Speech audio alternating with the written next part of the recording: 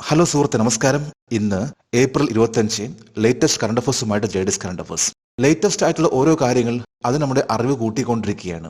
ഓരോ രാജ്യങ്ങളെക്കുറിച്ചും ഓരോ പ്രൊഡക്ട്സും അതുപോലെ തന്നെ പുതിയ പുതിയ അപ്പോയിന്റ്മെന്റ്സ് ഇവയെല്ലാം നമ്മൾ അറിയുന്തോറും അത് നമ്മുടെ കോൺഫിഡൻസും ഒപ്പം തന്നെ നമുക്ക് ഈ രാജ്യത്ത് എന്ത് നടക്കുന്നു എന്നതിനെക്കുറിച്ചൊക്കെ നമുക്ക് ചെറിയൊരു അറിവ് ലഭിക്കുകയാണ്. പക്ഷെ അതിനു വേണ്ടത് സമയമാണ്. നമ്മൾ എന്നും കുറച്ച് സമയം മാറ്റിവെക്കുകയാണെങ്കിൽ ഓരോ പരീക്ഷകളിലും നമുക്ക് നന്നായിട്ട് പെർഫോം ചെയ്യാൻ സാധിക്കും. ലേറ്റസ്റ്റ് ആയിട്ടുള്ള കുറേ കാര്യങ്ങൾ നമുക്ക് അപ്ഡേറ്റ് ചെയ്ത് പോകണമെങ്കിൽ നമുക്ക് വേണ്ടത് സമയമാണ്. ആ സമയം നമുക്ക് ഉണ്ടാക്കാൻ പറ്റും. പക്ഷെ അതിനു വേണ്ടത് നമ്മുടെ താല്പര്യമാണ്. നമുക്ക് ഇന്നത്തെ കറണ്ട് അഫേഴ്സിലേക്ക് പോകാം. ഇന്ന് നമുക്ക് എല്ലാവർക്കും അറിയാവുന്ന ഒരു ഓർഗനൈസേഷൻ ആണ് defence research development organisation. Latest ആയിട്ട് പറയുമ്പോൾ DRDO വികസിപ്പിച്ചെടുത്തിട്ടുള്ള ഒന്നാണ് ലൈറ്റസ്റ്റ് ബുള്ളറ്റ് പ്രൂഫ് ജാക്കറ്റ്. അതായത് ഏറ്റവും വെയിറ്റ് കുറച്ചിട്ടുള്ള ബുള്ളറ്റ് പ്രൂഫ് ജാക്കറ്റ് ഇപ്പോൾ DRDO ഡിഫൻസ് റിസർച്ച് ഡെവലപ്മെന്റ് ഓർഗനൈസേഷന്റെ കാൺപൂരിലുള്ള ഡിഫൻസ് റിസർച്ച് ഡെവലപ്മെന്റ് ഓർഗനൈസേഷൻ ആണ് ഇപ്പോൾ ലേറ്റസ്റ്റ് ആയിട്ട് പറയുമ്പോൾ ഏറ്റവും കനം കുറഞ്ഞ ബുള്ളറ്റ് പ്രൂഫ് ജാക്കറ്റ് നിർമ്മിച്ചിട്ടുള്ളത്. ഡിഫൻസ് ഉപയോഗിച്ചുകൊണ്ടിരിക്കുന്ന ഒരു ആയുധമാണ് 7.62 റൈഫിൾ. 7.62 റൈഫിളിന്റെ ആ അമ്യൂണിഷൻ, ആ ഒരു വെടിയുണ്ട ഏതാണ്ട് 2.5 ഇഞ്ച് നീളം വരും. അത് മനുഷ്യന്റെ ശരീരത്തിൽ കയറിക്കഴിഞ്ഞാൽ ഏതാണ്ട് ആ ഭാഗം മൊത്തം തകർന്നു പോകുന്ന രീതിയിലുള്ള അത്രയ്ക്ക് പവർഫുൾ ആയിട്ടുള്ള അമ്യൂണിഷൻ ആണ്, വെടിയുണ്ടയാണ് 7.62.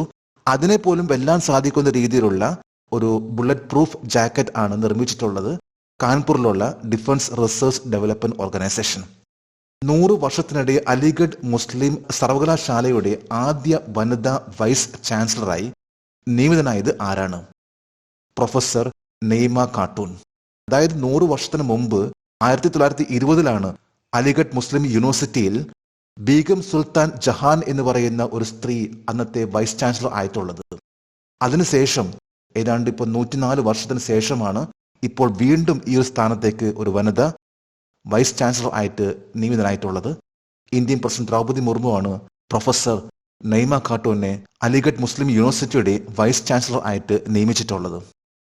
അതായത് 1920 ശേഷം ഇപ്പോൾ 2024 പ്രൊഫസർ നെയ്മ ഖാട്ടൂൺ എന്ന വനിത ഇപ്പോൾ അലിഗഡ് മുസ്ലിം യൂണിവേഴ്സിറ്റിയുടെ വൈസ് ചാൻസലർ ആയിട്ടുള്ളത്. അങ്ങനെയാണെങ്കിൽ ഈ ഒരു യൂണിവേഴ്സിറ്റി അത്രയും പഴക്കം ചെന്നിട്ടുള്ള ഒരു യൂണിവേഴ്സിറ്റിയാണ്. എന്നാണ് ഈ യൂണിവേഴ്സിറ്റി സ്ഥാപിതമായിട്ടുള്ളത്? അലിഗഡ് മുസ്ലിം യൂണിവേഴ്സിറ്റി ഇത് സ്ഥാപിതമായിട്ടുള്ളത് 1875 അന്ന് അതിന്റെ പേരായിരുന്നു മുഹമ്മദൻ ആംഗ്ലോ ഓറിയന്റൽ കോളേജ്. 1875 സ്ഥാപിതമായിട്ടുള്ള അലിഗഡ് മുസ്ലിം യൂണിവേഴ്സിറ്റിയുടെ അന്നത്തെ പേരായിരുന്നു മുഹമ്മദൻ ആംഗ്ലോ ഓറിയന്റൽ കോളേജ്. അതിന്റെ സ്ഥാപകൻ ആയിരുന്നു സർ സയ്യിദ് അഹമ്മദ് ഖാൻ. പിന്നീട് അതായത് 1921 അലിഗഡ് മുസ്ലിം യൂണിവേഴ്സിറ്റി എന്ന പേരിൽ അറിയപ്പെടാൻ തുടങ്ങി. ആര്യഭട്ട അവാർഡ് ലഭിച്ച അനന്ത് ടെക്നോളജീസിന്റെ ചെയർമാൻ ചീഫ് എക്സിക്യൂട്ടീവ് ഓഫീസറുടെ പേര് പാവലൂരി സുബ്ബറാവു. ആര്യഭട്ട അവാർഡ് നൽകുന്ന ഓർഗനൈസേഷൻ ആണ് aeronautical society of India, ASI. ASI നൽകിയിട്ടുള്ള ലേറ്റസ്റ്റ് ആയിട്ടുള്ള അവാർഡ് ആണ് ആര്യഭട്ട അവാർഡ്. ആര്യഭട്ട അവാർഡ് ഇത് നേടിയിട്ടുള്ളത് പാവലൂരി സുബ്ബറാവു. ഇദ്ദേഹം ആനന്ദ് ടെക്നോളജീസിന്റെ ചീഫ് എക്സിക്യൂട്ടീവ് ഓഫീസറും ചെയർമാനുമാണ്. 1993 സ്ഥാപിതമായിട്ടുള്ള Anand technology limited Indian space research ഓർഗനൈസേഷനെ വളരെയധികം സഹായിക്കുന്ന നിരവധി സേവനങ്ങൾ നൽകുന്ന ഒരു ഓർഗനൈസേഷൻ ആണ്. ഈ ഓർഗനൈസേഷന്റെ സ്ഥാപകനും ഫൗണ്ടറുമായിട്ടുള്ള ചീഫ് എക്സിക്യൂട്ടീവ് ഓഫീസർ ആയിട്ടുള്ള ചെയർമാൻ ആയിട്ടുള്ള വ്യക്തിയാണ് പാവലൂരി സുബ്ബറാവു. ഇന്ത്യൻ സ്പേസ് പ്രോഗ്രാമിൽ അദ്ദേഹത്തിന് 40 വർഷത്തെ എക്സ്പീരിയൻസ് ആണുള്ളത്. എയറോനോട്ടിക്കൽ സൊസൈറ്റി ഓഫ് ഇന്ത്യ ഇത് സ്ഥാപിതമായിട്ടുള്ളത് 1948 ഡിസംബർ 27 പണ്ഡിറ്റ് ജവഹർലാൽ നെഹ്റു ആണ് എയറോനോട്ടിക്കൽ സൊസൈറ്റി ഓഫ് ഇന്ത്യയുടെ സ്ഥാപകൻ. ഹെവൻലി ഐലൻഡ്സ് ഓഫ് ഗോവ എന്ന പുസ്തകത്തിന്റെ രചയിതാവായ ഗവർണറുടെ പേര് ഗവർണർ PS ശ്രീധരൻപിള്ള. നമുക്കെല്ലാവർക്കും പരിചിതമായിട്ടുള്ള ഒരു വ്യക്തിയാണ് ഗവർണർ PS ശ്രീധരൻപിള്ള. അദ്ദേഹം ഗോവയുടെ ഗവർണർ ആണ്. നിരവധി പുസ്തകങ്ങളുടെ ഒരു ഉടമസ്ഥനാണ്, ഒരു ഓഥറാണ് ഗവർണർ PS ശ്രീധരൻപിള്ള. അദ്ദേഹത്തിന്റെ ലേറ്റസ്റ്റ് ആയിട്ട് പറയുമ്പോൾ 221 പുസ്തകമാണ് ഏപ്രിൽ 20 റിലീസ് ചെയ്തിട്ടുള്ളത്. ഈ പുസ്തകത്തിന്റെ പേരാണ് ഹെവൻലി ഐലൻഡ്സ് ഓഫ് ഗോവ. ഈ പുസ്തകം അദ്ദേഹം ആദ്യത്തെ കോപ്പി നൽകിയിട്ടുള്ളത് ജ്ഞാനപീഠ അവാർഡി ആയിട്ടുള്ള ശ്രീ ദാമോദർ മോസുക്കാണ്. 221 പുസ്തകമാണ് ഗവർണർ PS ശ്രീധരൻപിള്ളയുടെ ഇപ്പോൾ ലേറ്റസ്റ്റ് ആയിട്ട് പുറത്തിറക്കിയിട്ടുള്ളത്. ഇത് ഏപ്രിൽ 20 ഇപ്പോൾ ഇലക്ഷന്റെ സമയമാണ്. ഗോവയിൽ എത്ര ലോക്സഭ സീറ്റ് ആണുള്ളത്? ഗോവയിൽ 2 ലോക്സഭ സീറ്റ് ആണുള്ളത്. ഗോവയുടെ തലസ്ഥാനമാണ് പനാജി. 1961 ഡിസംബർ 19 ഗോവ ഇന്ത്യയുടെ ഭാഗമായിട്ടുള്ളത്. ഇന്ത്യയുടെ 25ാമത്തെ സ്റ്റേറ്റ് ആണ് ഗോവ.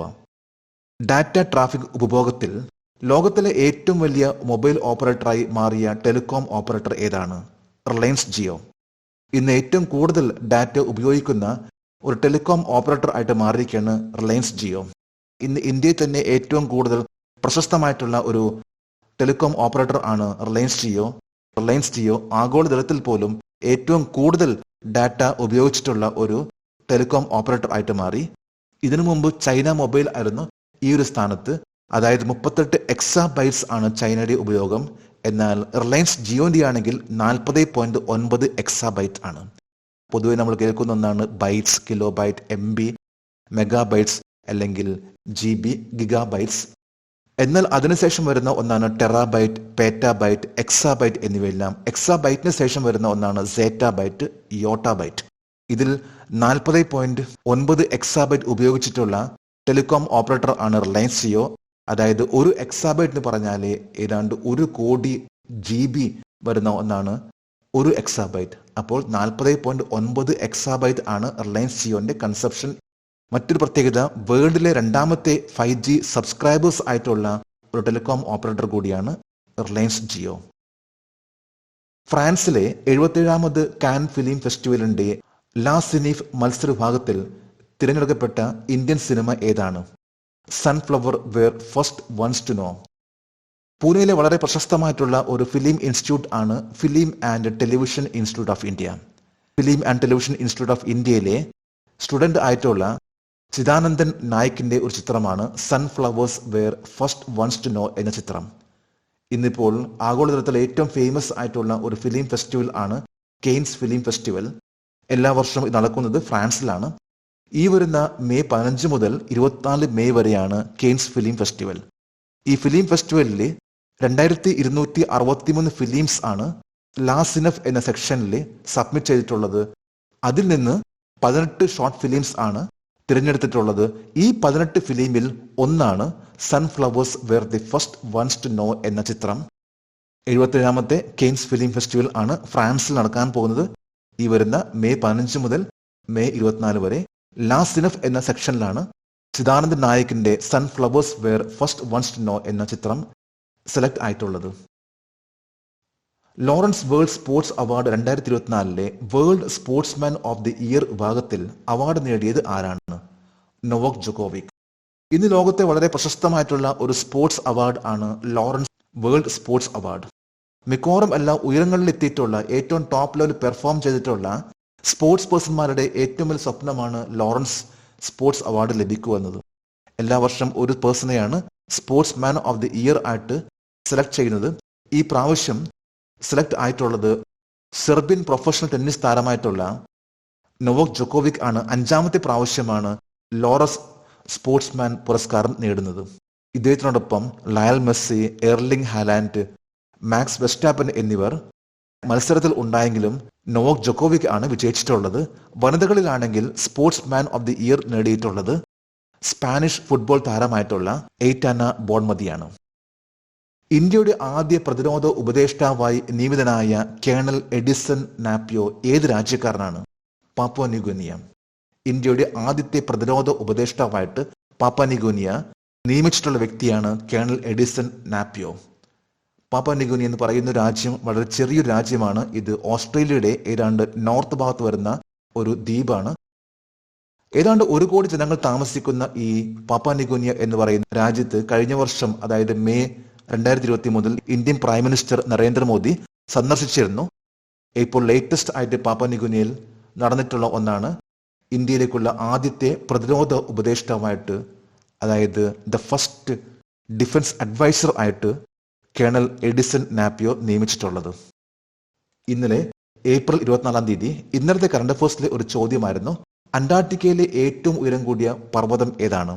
ഇതിന്റെ ഉത്തരം mount Vinson peak. Mount Vinson Massif എന്ന പേരിലും അറിയപ്പെടുന്ന ഇതിന്റെ ഹൈറ്റ് ആണ് 4892 മീറ്റർ, അതായത് 16,050 അടി. എവറസ്റ്റ് കൊടുമുടിയുടെ ഏതാണ്ട് പകുതിയോളം വരുന്ന ഒരു കൊടുമുടിയാണ് മൗണ്ട് വിൻസൺ അല്ലെങ്കിൽ വിൻസൺ മാസിഫ്. 1966 ഈ ഒരു കൊടുമുടി ആദ്യമായിട്ട് കീഴടക്കിയിട്ടുള്ളത്. നിക്കോളസ് ക്ലിഞ്ച് നയിച്ചിട്ടുള്ള ഒരു അമേരിക്കൻ ടീം ആണ് 1966 ഈ ഒരു കൊടുമുടി കീഴടക്കിയിട്ടുള്ളത്. ജേഡിസ് കറന്റ് അഫയേഴ്സിന്റെ ഇന്നലത്തെ ഈ ചോദ്യത്തിന് മറുപടി നൽകിയിട്ടുള്ള ഓരോരുത്തർക്കും ജേഡിസ് കറന്റ് അഫയേഴ്സിന്റെ ആശംസകൾ. നമുക്ക് ഇന്നത്തെ കറന്റ് അഫയേഴ്സ് ഒന്നുകൂടി റിവൈസ് ചെയ്യാം. 100 വർഷത്തിനിടെ അലിഗഡ് മുസ്ലിം സർവകലാശാലയുടെ ആദ്യ വനിതാ വൈസ് ചാൻസലറായി നിയമിതനായത് ആരാണ്? പ്രൊഫസർ നൈമ ഖാത്തൂൺ. ആര്യഭട്ട അവാർഡ് ലഭിച്ച അനന്ത് ടെക്നോളജീസിന്റെ ചെയർമാൻ ചീഫ് എക്സിക്യൂട്ടീവ് ഓഫീസറുടെ പേര് Pavaluri Subbarao. Heavenly islands of Goa എന്ന പുസ്തകത്തിന്റെ രചയിതാവായ ഗവർണറുടെ പേര് ഗവർണർ PS ശ്രീധരൻപിള്ള. രാജ്യത്തെ ഏറ്റവും ഭാരം കുറഞ്ഞ ബുള്ളറ്റ് പ്രൂഫ് ജാക്കറ്റ് വികസിപ്പിച്ച സ്ഥാപനം DRDO. ഡാറ്റ ട്രാഫിക് ഉപയോഗത്തിൽ ലോകത്തിലെ ഏറ്റവും വലിയ മൊബൈൽ ഓപ്പറേറ്ററായി മാറിയ ടെലികോം ഓപ്പറേറ്റർ ഏതാണ്? റിലയൻസ് ജിയോ. ഫ്രാൻസിലെ 77ാമത് കാൻ ഫിലിം ഫെസ്റ്റിവലിന്റെ ലാ സിനിഫ് മത്സര വിഭാഗത്തിൽ തിരഞ്ഞെടുക്കപ്പെട്ട ഇന്ത്യൻ സിനിമ ഏതാണ്? Sunflowers were first ones to no.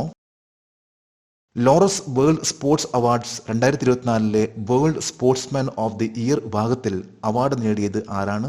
Novak Djokovic. ഇന്ത്യയുടെ ആദ്യ പ്രതിരോധ ഉപദേഷ്ടാവായി നിയമിതനായ കേണൽ എഡിസൺ നാപ്പിയോ ഏത് രാജ്യക്കാരനാണ്? Papua New Guinea. ഇന്ന് ഏപ്രിൽ 25 ഇന്നത്തെ കറന്റ് അഫയേഴ്സിലെ ഒരു ചോദ്യമാണ്. In which year did India launch its first satellite Aryabhata? ഇന്ത്യയുടെ ആദ്യത്തെ ഉപഗ്രഹമായ ആര്യഭട്ട വിക്ഷേപിച്ച വർഷം. 3 ഓപ്ഷൻസ് ആണ് നൽകിയിട്ടുള്ളത്. ഈ ചോദ്യത്തിന്റെ ഉത്തരം അറിയാമെങ്കിൽ ഇന്നത്തെ കറന്റ് അഫയേഴ്സിന്റെ കമന്റ് ബോക്സിൽ രേഖപ്പെടുത്തുവാൻ അഭ്യർത്ഥിക്കുന്നു. നാളത്തെ കറന്റ് അഫയേഴ്സിൽ ഇതിന്റെ ഉത്തരം ഉണ്ടായിരിക്കും. ലേറ്റസ്റ്റ് ആയിട്ടുള്ള ഓരോ കാര്യങ്ങൾ ആണ് ജേഡിസ് കറന്റ് അഫയേഴ്സ് ഓരോ ദിവസവും നൽകി വരുന്നത്. ജേഡിസ് കറന്റ് അഫയേഴ്സിന്റെ ഇന്നത്തെ ഈ വീഡിയോ കണ്ടിട്ട് ഇഷ്ടപ്പെടുകയാണെങ്കിൽ ഈ ചാനൽ സബ്സ്ക്രൈബ് ചെയ്യാനും ഷെയർ ചെയ്യാനും മറക്കരുത്. നമുക്ക് നാളെ വീണ്ടും പുതിയ കറന്റ് അഫയേഴ്സുമായിട്ട് കാണാം. Thank you very much.